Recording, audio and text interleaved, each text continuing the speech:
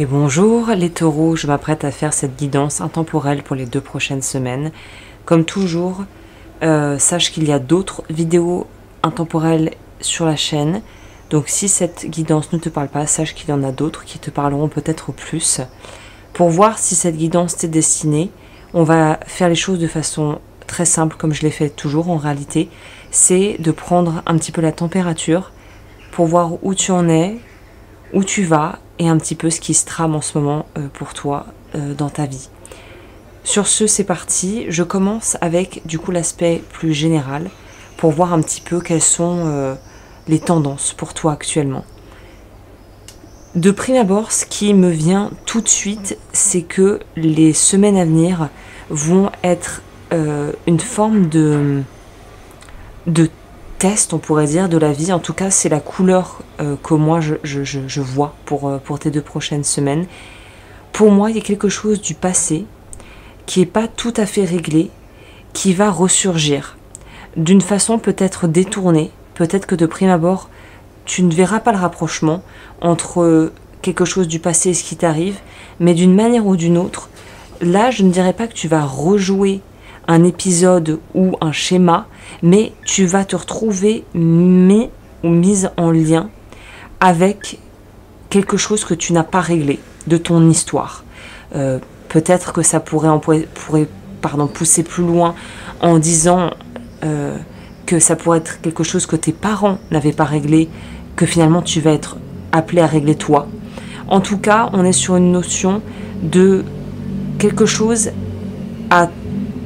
C'est marrant, le mot qui me vient à l'esprit est à transgresser, comme s'il fallait transgresser l'ordre établi, transgresser les règles, comme s'il s'agissait ici de pouvoir se libérer d'une façon de faire, de penser, de remettre les balanciers de la justice à leur place.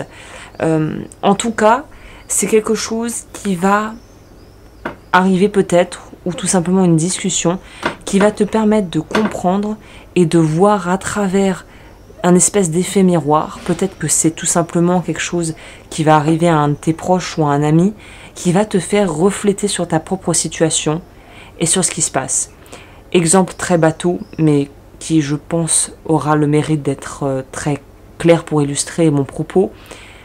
Tu as, alors je te le souhaite pas, mais un ami ou une amie qui est en train de te dire que c'est la crise dans son couple. Voilà, c'est une période de crise. Les personnes en couple qui ont des relations sur une certaine durée, je pense, pourront se retrouver là-dedans. Arrive généralement, c'est assez fréquent et plutôt finalement normal et très commun, de se retrouver à avoir un petit peu des cycles et des phases cycliques dans le couple, et notamment ces phases de crise. Et cette personne, si je reprends mon exemple, qui pourrait se confier à toi, c'est-à-dire en disant, là, je suis dans une phase de crise dans mon couple, ça ne fonctionne pas, on n'arrive plus à s'accorder. Généralement, il y a toujours des problèmes annexes qui viennent se greffer. Voilà, les enfants, ça se passe pas bien à l'école, ou le boulot de monsieur ou de madame est compliqué, donc il ou elle est tendu, et là, à la maison, il y a vraiment une ambiance de mort. Et en fait, la personne, en se confiant à toi, te fait te poser la question de voir, est-ce que moi, dans mon couple, je me sens à ma place? Ou finalement, est-ce que moi, dans ma vie de célibataire, je me sens à ma place dans mes relations? En gros, c'est un effet peut-être qui semble être collatéral ou pas directement influer ta vie, va te permettre de pouvoir peut-être recadrer quelque chose qui va te permettre de mettre en perspective ce qui se passe de façon beaucoup plus globale et de façon beaucoup plus aussi avec une visibilité totale sur ce que tu pourrais avoir à faire ou à vivre. Ok.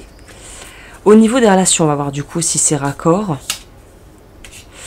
Ça pourrait aussi, il n'y a pas de choses foncièrement anodines, dans le sens où peut-être que l'exemple que je viens de mentionner te parle tout à fait. Peut-être que c'est pas ton ami qui est en crise dans son couple, mais c'est toi. Là, on nous dit que s'il y a une sensation de manque, de frustration, de sentiment finalement d'être laissé de côté ou mis ou mise de côté, ce qui est aussi très douloureux à vivre, que ça soit dans l'amitié ou dans l'amour, là, on te dit... quelque part, encore une fois, l'extérieur semble influer beaucoup pour toi dans les 2 prochaines semaines, parce qu'on aurait envie de penser, de par ce que je vois et ce que je sens, que la nouvelle pourrait être assez fulgurante, et finalement de pouvoir partager avec des gens et de pouvoir prendre du recul, comme souvent sur ce que tu vis, va sûrement permettre de relativiser et de pouvoir faire baisser la pression de façon à ne pas trop prendre les choses au premier degré, on pourrait dire, dans le sens où d'arriver à trouver cette espèce de zone de sécurité pour continuer à pouvoir avancer et créer une relation ou créer des relations qui, enfin je veux dire des relations plutôt amicales si c'est pas sentimental, créer un cercle, un réseau, un noyau dur de choses qui sont saines et qui sont porteuses finalement. Ok, on va voir. Au niveau de la vie professionnelle, qu'est-ce qui se passe? Alors au niveau de la vie pro, on nous parle de pouvoir en fait avoir une forme de confort, d'abondance qui pourra arriver du coup, ou qui est déjà présente si voilà ta vie matérielle est plutôt stable et que tu t'y retrouves. On dirait que les problèmes d'ordre relationnel sont beaucoup plus finalement prédominants que tout ce qui pourrait être d'ordre matériel ou pro. Là, on dirait qu'on arrive à trouver un équilibre, à trouver un moyen en tout cas de s'y retrouver dans ce que l'on fait. Voilà, il y a une idée d'échange pour les commerçants, je vois que ça se passe bien, c'est sous de beaux auspices, que tout semble aller plutôt bien, même si on sait qu'on est un peu peut-être sur le grill en ce moment, qu'il faut être vigilant, qu'on a peut-être peur de ne pas avoir assez ou de ne pas arriver à boucler ce qu'on a envie de faire. Donc on a quand même cette petite peur un petit peu dans le fond, un peu comme une espèce de petite mélodie au fond de la pièce, mais c'est pas quelque chose qui va être handicapant. Donc il ne faut pas finalement laisser la peur prévaloir et dominer sur les faits. Et ça s'appelle vraiment là une discipline de l'esprit au niveau pro, pour garder la tête vraiment froide et ne pas se laisser influencer par des peurs ou des suggestions qu'on pourrait faire ou qu'on pourrait se faire soi-même. Convaincre de quelque chose, il faut faire attention à ça. Au niveau de ce qui pourrait se jouer dans la partie plus inconsciente, plus archaïque, on pourrait dire, de ta vie et de ton esprit, on nous dit ici que finalement, peut-être que dans les faits, dans le concret, dans ce qui est tangible et palpable, ça a l'air un peu brouillon, ça a l'air un peu chaotique, ça va un petit peu dans tous les sens, mais étonnamment, il semblerait que psychiquement, les choses tiennent plutôt pas mal et que une transition va se faire. C'est un peu une récurrente que j'ai eue, je ne sais pas si c'est l'air du temps qui veut ça, même si mes guidances sont plus ou moins toutes intemporelles, mais il y a cette notion de finalement renouveau émotionnel.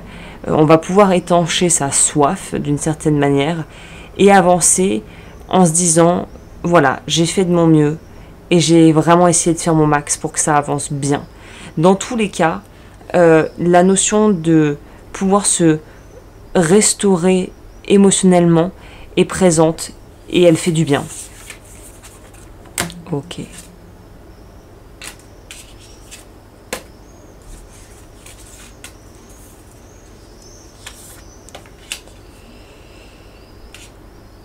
Au niveau de la maison 12, ce qui se passe plus dans le challenge, ce qui pourrait être à prendre en compte, c'est intéressant qu'on nous parle de faire attention à ne pas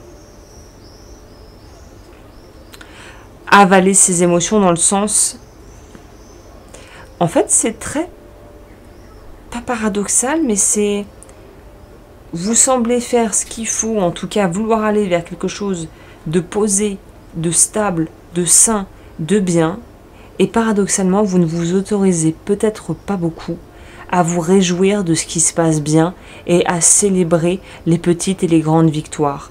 Donc là, on te propose ici de pouvoir apprendre à finalement te féliciter et aussi te permettre de pouvoir vraiment goûter à cette satisfaction de se dire je construis quelque chose, ça prend peut-être du temps, il y a parfois des ratés, des cafouillages, des réussites, des empêchements, des obstacles, tout ce qui finalement agrémente notre vie de toute façon, et de se dire que dans le fond, ce qui compte vraiment, c'est les personnes que nous aimons et ce qui nous fait vraiment vibrer, ce qui nous passionne dans la vie.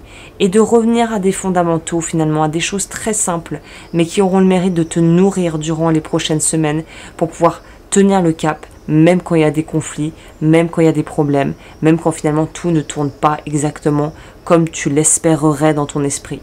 Voilà. Bah écoute, j'espère que cette guidance a pu t'aider. Sur ce, moi je te dis à très vite. Comme toujours, n'hésite pas à liker, commenter, t'abonner, me rejoindre sur Patreon. Et je te dis à bientôt pour une nouvelle guidance.